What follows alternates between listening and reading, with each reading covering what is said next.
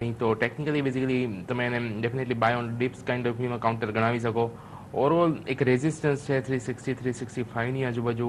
એક વખત એ બ્રેક થાય પછી એક સારી એવી અપસાઇડ ઓપન થઈ શકે. બટ ઓવરઓલ અગર આપણે એક મહિનાનો બી વ્યૂ લેવો હોય તો આઈડિયા હંમેશા એ જ રહેશે કે 372 374 the levels are at which we are looking at. તો એસકેએસ માઇક્રોને તમે બાય ઓન ડિપ્સની એક સ્ટડી સાથે અપનાવતા રહો. ઇન કેસ જો 3-1 મહિના સુધી હોલ્ડ કરી શકતા હોય, રોલ ઓવર કરી શકતા હોય તો ટાર્ગેટ લગભગ 420 425 જેટલો બની રહ્યો છે.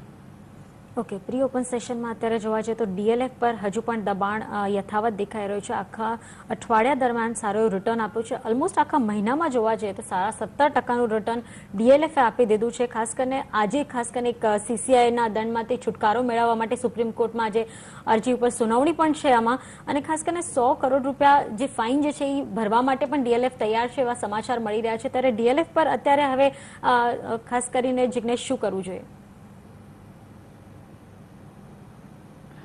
ડીએલએફ રિયાલિટી સેક્ટરનો સ્ટોક છે. રિયાલિટી સેક્ટરના મોટાભાગના સ્ટોક પરફોર્મ નથી કરી રહ્યા. આ નિફ્ટી રેલીમાં સરપ્રાઇઝિંગલી બધા લોઅર ટોપ લોઅર બોટમ બનાવી રહ્યા છે.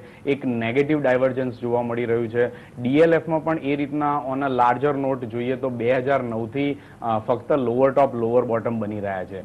જ્યાં સુધી આ સ્ટોક પોતાના મીડિયમ ટર્મ ચાર્ટ ઉપર રિવર્સલ નહીં આપે ત્યાં સુધી મારી દ્રષ્ટિએ એમાં કોઈ ટ્રેડિંગ પિક બનતી નથી. બુલિશ કોલ આવા સ્ટોકમાં ત્યારે જ લઈ શકાય કે જ્યારે આ સ્ટોક ઘણા સારા ઉપરના લેવલ બ્રેકઆઉટ કરે અને મીડિયમ ટર્મ ચાર્ટ ઉપર રિવર્સલ પેટર્ન આપે. અત્યારના પણ લોઅર ટોપ લોઅર બોટમ બનાવી રહ્યા છે. હું માનું છું કે ડીએલએફમાં નવી ખરીદી કે પોર્ટફોલિયો માટે કોઈ જગ્યા બનતી નથી. જ્યારે ડીએલએફનો સ્ટોક 175ના લેવલ બ્રેક કરશે ત્યારે એને બુલિશ પીક માટે એકવાર રિવ્યૂ કરવી જોઈએ. પરંતુ ત્યાં સુધી મારા તરફથી ડીએલએફ માટે બિગ નો છે. ઓકે.